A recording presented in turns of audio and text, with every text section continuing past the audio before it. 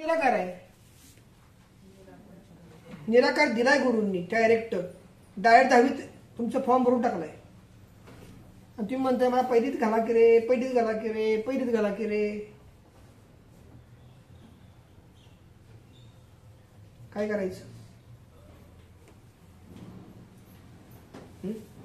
तुम्हा दोघांना उभयता माघशीर्षच्या गणपतीच्या उत्सवाच्या निमित्तानं पूजेसाठी मान मिळालेला आहे.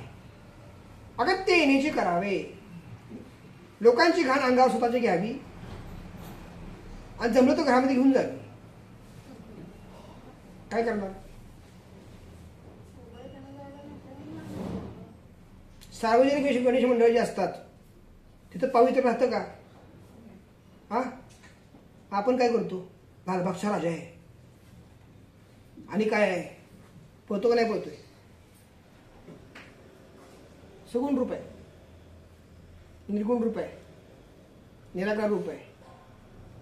संतांच्या घरी देव येतात. बाबांनो काय सांगतोय? हा, संत देवाकडे पळत नाहीत. आणि संतांच्या घरी देव कशा करता येतात माहितीये का? भक्तांची कामं करायला. कळतंय का? आता आमच्या इथे कुंभार आहेत, ते गणपती तयार करतात ना, पण त्यात प्राण ते नाही घालू शकत. प्राण मंत्रच घालणार. तो मंत्र म्हणजे गणपती, निर्गुण मंत्र आला. लक्षात आलं का? आणि निर्गुण मंत्राने घातलेला जो प्राण आहे त्याचं उत्थापन करायला लागतं. पण निराकार उत्थापना प्रकारच नाही. काय कळलं? रक्तात धारण झालेला गणपती तुम्ही काढू शकाल?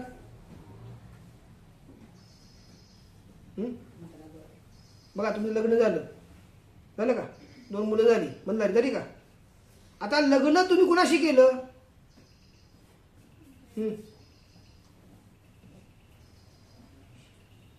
लग्न कुणाशी केलं? अरे बोला की.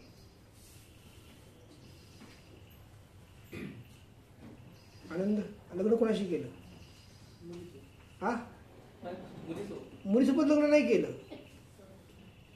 हा, रक्ताशी लग्न केलं.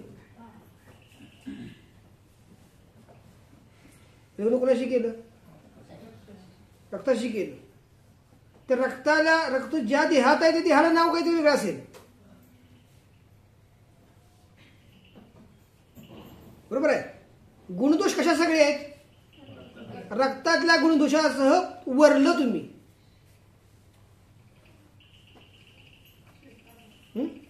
परत काय म्हणता? पटत नाही म्हणून वरलं ना. वर वरतो है ना. कुणाला ते वधूला वर वरतोय. लग्न झालं.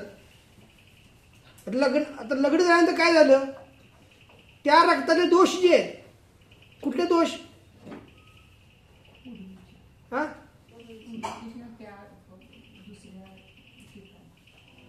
ते दोषासहित तुम्ही काय केलं? स्वीकारलं का? आता परिणाम काय होणार?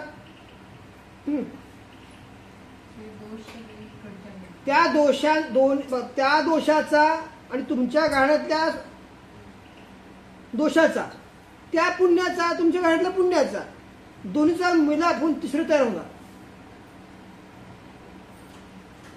हा, म्हणजे तुम्हाला कामाला लावणार. काय कळलं? तुम्ही जगात कुणाला हरत नाही पण पोरांना हरता. कारण काय? हा, तुम्ही लग्न करताना मुलगी बघून लग्न केले का दोष बघून लग्न केले? गुण बघून लग्न केले? मुलगी बघितले, ते दोष बघून बघितले का? ते नंतर म्हणता तुम्ही, अरे चूकच झाली माझी. बरोबर ना? मग हे नंतर अक्कल कशी काय येते?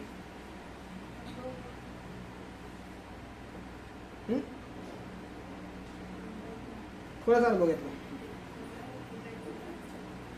बरं उपाय काय मग आता?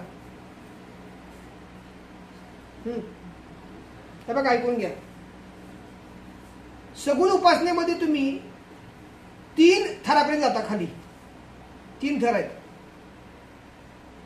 निर्गुण उपासनेपर्यंत गेल्यानंतर 5 थरापर्यंत जाता आणि निराकार उपासनामध्ये 7 थरापर्यंत जाता. त्वचेला थर एकंदर किती आहेत? 7 थर आहेत. तुमचा पार्टनर कसा का असेना, तुम्ही त्याला जेव्हा निराकार उपासना द्याल तेव्हा दोष निघून जाणार. काय बोल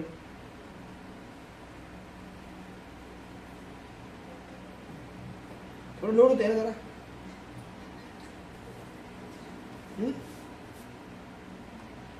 काय कळलं?